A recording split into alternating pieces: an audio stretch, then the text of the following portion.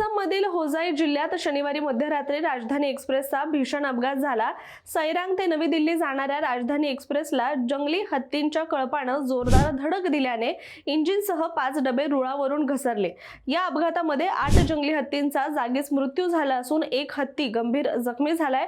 ही घटना शनिवारी रात्री सुमारे 2:30 वाजताच्या दरम्यान घडली असून जमुनामुख ते कामपूर विभागातील चांगजुराई परिसरात घडली असून ट्रेन रुळावरून जात असताना ट्रेन चालकाला समोर हत्तींचा कळप दिसला। त्यांनी तात्काळ ब्रेक लावला, मात्र हत्तींच्या कळपाने ट्रेनला जोरदार धडक दिल्याने हा अपघात टळू शकला नाही।